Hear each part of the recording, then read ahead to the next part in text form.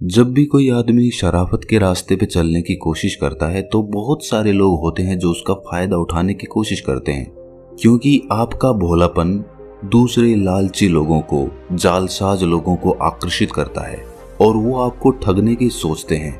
लेकिन जब आदमी ध्यान करना शुरू करता है तो उसके अंदर प्रेम की उत्पत्ति होने लगती है, जिससे उसके अंदर एक सरलता पैदा होती है, एक भोलापन आता है, एक प्रेम भाव आता है।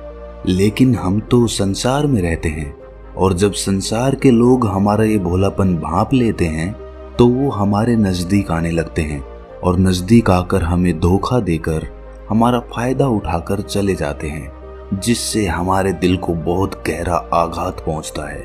हमारे मन के अंदर एक शूल सी चुभ जाती है और हम अपने आप से ये सवाल पूछते हैं कि क्या शराफत की जिंदगी जीना गुनाह है? क्या मुझे भी जालसाज आदमी बन जाना चाहिए? और जब ऐसे ख्याल मन में आने लगते हैं तो हम ध्यान से दूर हटने लगते हैं। ध्यान में ये बातें बाधा बन जाती हैं। आप ध्यान करना भी चाहेंगे, आप प्रेम करना भी चाहेंगे, लेकिन ये दुनिया आपको करने नहीं देगी। तो ऐसे में अपने आप को संतुलित कैसे रखें? बहुत बड़ा सवाल है और इसका हल जानना भी बहुत जरूरी है, क्योंकि अगर आपको धोखा मिला तो आप कभी भी ध्यान की तरफ नहीं बढ़ेंगे, अपने जीवन में आध्यात्मिक उन्नति नहीं कर पाएंगे। इस सवाल का जवाब आपको इस कहानी के माध्यम से मिलेगा। इससे पहले कि आप इस कहानी में खो जाएं, इस चैनल को सब्सक्राइब जरूर कर लें। तो चलिए कहानी शुरू करते हैं। एक बार गौतम बुद्ध अपने शिष्यों के साथ बैठे हुए थे। वो उन्हें एक उपदेश दे रहे थे और बता रहे थे कि ध्यान के लिए सरलता कितनी जरूरी है। सरलता से ही ध्यान में प्रवेश किया जा सकता है। आदमी जितना सरल होगा, जितना भोला होगा, जितना साधारण होगा, उसके मन में प्रेम की उत्पत्ति उतनी ही ज्यादा होगी, जो कि ध्यान के लिए एक सीढ़ी बनेगी। वहां पर एक राजा अजातशत्रु भी बैठे हुए थे। ये उपदेश सुनने के बाद वो बुद्ध से कहते हैं कि हे प्रभु, जब से मैं आपका अनुयायी बना हूं तब से सभी लोग मेरे सीधेपन का गलत फायदा उठा रहे हैं। आपका अनुयायी बनने से पहले सभी लोग मुझसे डरते थे, क्योंकि मैं बहुत क्रूर था और आसानी से लोगों को मृत्यु दंड दे देता था। लेकिन आपका अनुयायी बनने के बाद और ध्यान शुरू करने के बाद मेरा ये सब करने का मन ही नहीं करता। मैं सभी के साथ प्रेम से रहता हूँ, उनकी बातों को सुनता हूँ, समझता हूँ। लेकिन कुछ लोग इसका गलत फायदा उठा रहे हैं, जिससे मेरी प्रजा में, मेरे शासन में अब दिक्कतें बढ़ती जा रही हैं। आप ही बताइए कि अब मैं क्या करूं? बुद्ध कहते हैं कि इसका जवाब मैं तुम्हें एक कहानी के माध्यम से देता हूं। कहानी को बड़े ध्यान से सुनकर आखिर में मेरे एक सवाल का जवाब देना। बुद्ध कहना शुरू करते हैं कि एक बार एक भिक्षु एक गांव से गुजर रहा था। रास्ते में उसे एक पीपल का पेड़ नजर आया। उसने सोचा क्यों ना कुछ देर आराम ही कर लिया जाए। भिक्षु जैसे ही उस पेड़ की तरफ बढ़ने लगता है, कुछ लोग उन्हें रोक कर कहते हैं कि वहां मत जाना, वहां एक जहरीला सांप रहता है जो बहुत लोगों को डस चुका है। वो इतना खतरनाक है कि जो भी उसके सामने जाता है वो उसे ही मार देता है। भिक्षु मुस्कुराता है और कहता है कि एक दिन तो सबको मरना ही है। अगर मुझे आज मरना होगा तो उसे कोई नहीं रोक सकता। ये कहकर भिक्षु आगे बढ़ जाता है और पेड़ के नीचे जाकर बैठ जाता है। तभी वहां पर सांप आकर उस भिक्षु से कहता है कि हे भिक्षु, क्या तुम्हें मुझसे डर नहीं लगता कि मैं तुम्हें मार दूंगा? भिक्षु बड़े प्रेम से कहता है कि भाई, इसमें डरने वाली कौन सी बात है? तुम जो भी करते हो वो इसीलिए करते हो ताकि कोई तुम्हें मार ना दे। डरते तो तुम हो, इसीलिए तुम सबको मार देते हो। मुझे किसी बात का डर नहीं है। तुम दूसरों को डसते हो, मैं नहीं। मुझे मृत्यु से कोई भय नहीं है, ना ही जीवन की कोई लालसा। मुझे कोई नुकसान पहुंचा ही नहीं सकता, तो मैं तुमसे क्यों डरूंगा? ये सब सुनकर सांप हैरान हो जाता है। उसने आज तक ऐसे ही आदमी देखे थे जो उसको मारने की कोशिश करते थे, उससे डर कर भागते थे। पहली बार उसने किसी को देखा था जो उससे नहीं डरा।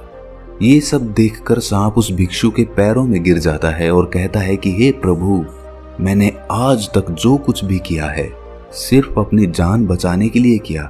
यदि ये रूप धारण नहीं करता तो लोग मुझे मार देते।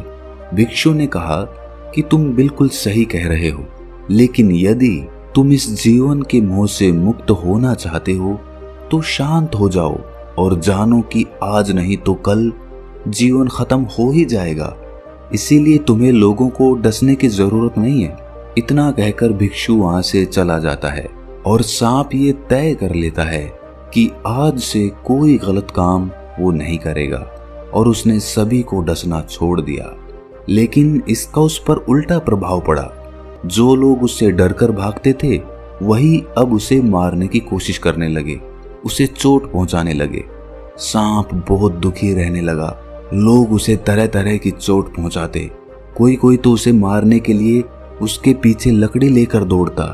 वो अब लोगों को कोई नुकसान नहीं पहुंचाना चाहता था और सभी लोगों को प्रेम करने की कोशिश करता था, लेकिन लोग इसका गलत फायदा उठाते थे क्योंकि लोगों का जो उससे डर था वो खत्म हो गया था और अब लोग उस समय का बदला उससे ले रहे थे जब वो सांप उन्हें डराता था। ऐसे ही वर्षा ऋतु बीत गई। वर्षा ऋतु बीतने के बाद वही बौद्ध भिक्षु उस रास्ते से वापस जा रहा था। वो फिर से उसी वृक्ष के नीचे आराम करने के लिए बैठ गया। उस सांप ने उस भिक्षु को देखकर पहचान लिया और वहां पर पहुंच गया। भिक्षु ये देखकर हैरान हो जाता है कि पहले इस सांप की हालत कैसी थी और अब कैसी हो गई है। उस सांप ने भिक्षु को देखकर कहा कि जब से आपने मुझे समझाया मैंने दूसरों को नुकसान पहुंचाना बंद कर दिया, लेकिन लोग मेरे साथ इस तरह का व्यवहार करने लगे हैं, मुझे चोट पहुंचाने लगे हैं, मुझे जान से मारने पर उतारू हो गए हैं। अब आप ही बताएं कि मैं क्या करूं? मैं सही रास्ते पर चलकर सबसे प्रेम करूं या फिर मैं उसी तरह रहूं जैसे मैं था, सबको डसता रहूं ताकि लोग मुझे चोट ना पहुंचा सके? हे भिक्षु, मैं निश्चय नहीं कर पा रहा हूं कि जिस रास्ते पे मैं चल रहा हूं वो सही है या गलत है। अगर इस रास्ते पे मैं चलता हूं तो मैं तो जी भी नहीं पाऊंगा। आपके जाते ही ये लोग शायद मुझे मार ही डालें।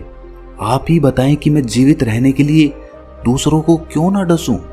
भिक्षु कहता है कि हे नागदेव, मैंने तुमसे ये नहीं कहा था कि तुम अपने स्वभाव को ही बदल दो।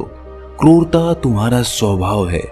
यदि यही तुम्हारा नहीं रहेगा तो लोग तो तुम्हें मारेंगे ही, पर इसका मतलब ये नहीं कि तुम अंदर से अपना उद्देश्य ही गलत रखो। आपको भीतर से अपने आप को सही रखना है और आपको बाहर से वही दिखाना है जो जरूरी है।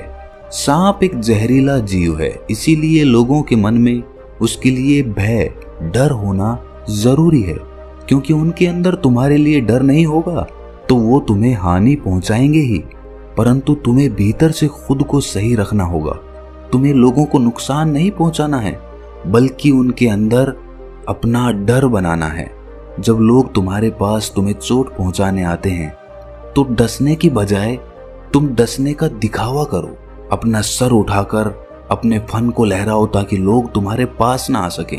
भीतर से तुम किसी को डसने के बारे में सोचना भी नहीं, लेकिन बाहर से सबको ये दिखाओ कि तुम उन्हें डस सकते हो और तभी तुम अपने आप को सुरक्षित रख पाओगे। ये कहानी सुनाने के बाद बुद्ध कहते हैं कि अजातशत्रु, तुम इससे क्या सीखे? अजातशत्रु कहता है कि हमें खुद के स्वभाव को नहीं बदलना, बल्कि भीतर से खुद को बदलना है। वो कहता है कि मेरी भी हालत, हे बुद्ध, पिछले कुछ दिनों से सांप की तरह हो गई थी।